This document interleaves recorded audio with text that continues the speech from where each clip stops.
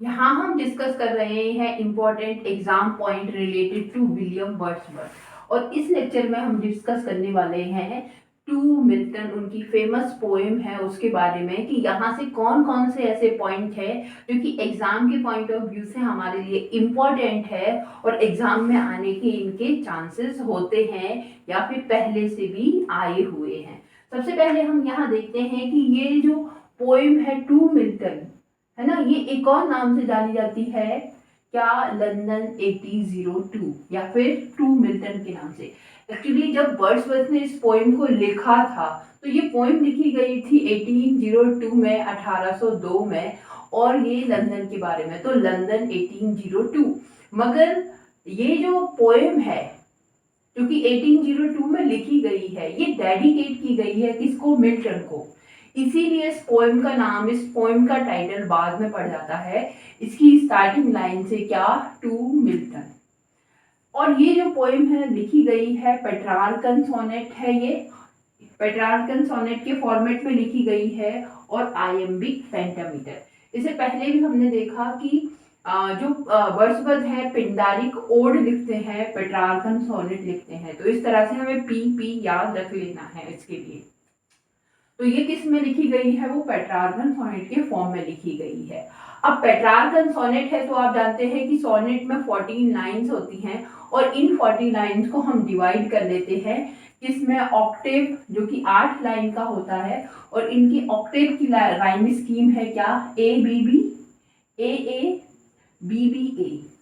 तो A B B A B B A, और उसके बाद जो 6 लाइन का सेस्टेट है C D D E, C D D E C C. ठीक है, तो 6 और 8 ये है 49। ठीक है, कंपोज की गई थी ये 1802 में, 1802 में, और क्या हालत थी वहाँ इंग्लैंड, लंदन की, इंग्लैंड की, उसके बारे में। ठीक है, और पब्लिश होती है ये 1807 में और पोइम्स इन 2 वॉल्यूम में। अब यहाँ पर नेक्स्ट पॉइंट हम देखते हैं कि ये जो पोएम है डेडिकेट उन्होंने की है टू नेशनल इंडिपेंडेंस, उसकी स्वतंत्रता एंड लिबर्टी पर। ठीक है, अब ये जो पोएम है इसमें जो कुछ इंपॉर्टेंट लाइन है, वो इंपॉर्टेंट लाइंस क्या है, तो सबसे पहले सोनेट है, 14 लाइन की है, सारा ही सब कुछ उन्होंने मिल्टन के लिए लिखा है और कहते हैं कि मिल्टन तुम्हें इस, मतलब इस युग में हो, इस कालखंड में होना चाहिए था, तुम्हें खुद देखना चाहिए था, अगर तुम होते तो फिर कैसा होता।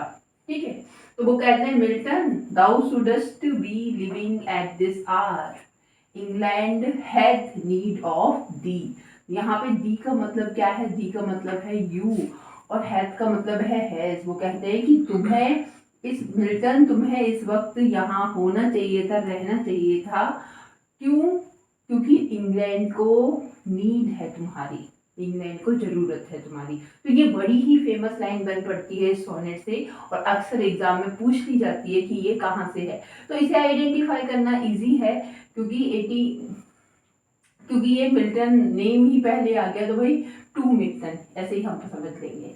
पर नेक्स्ट लाइन है इंपॉर्टेंट क्या, दे thy soul was like a star and dwelt apart। Question ये पूछ लिया जाता है कि भाई यहाँ पर like a star किसकी सोल के लिए कहा गया है, किसके लिए कहा गया है, तो ये भी बात किसके लिए कही गई है, ये मिल्टन के लिए कही गई है कि तुम्हारी जो सोल है, आत्मा है, वो तो किसकी तरह है, सितारे की तरह है।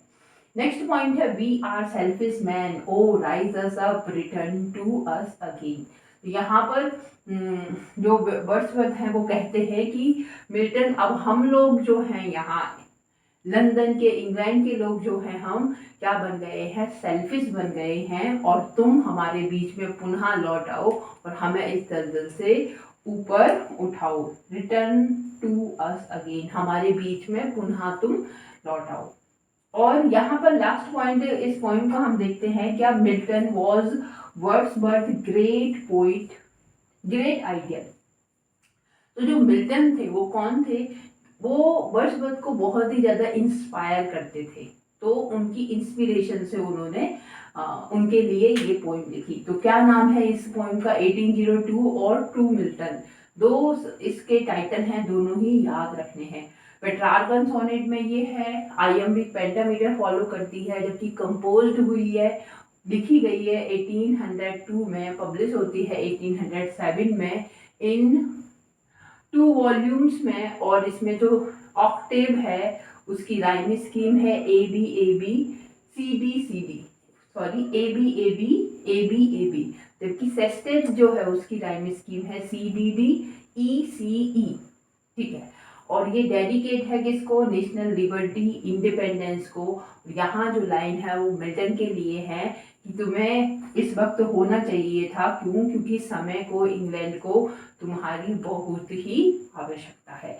और वो मिल्टन को कहते हैं कि तुम्हारी आत्मा तो स्टार की तरह है जो कि हमेशा विद्यमान रहती है, कहाँ पर, आसमान में। और लास्ट में कहते हैं कि हम लोग तो क्या है, हम लोग सेल्फिश हो गए हैं और तुम हमारे बीच में लौट आओ और हमें इस सेल्फिशनेस से क्या करो, राइज अस करो, हमें ऊपर उठाओ। और यहाँ पर लास्ट पॉइंट हम जानते हैं कि मिल्टन जो थे was great, Wordsworth great ideal, Wordsworth के हीरो थे, आइडियल थे, वो उन्हें फॉलो करते थे। तो थैंक्स फॉर वॉचिंग इट, ऐसे subscribe it for more, thank you.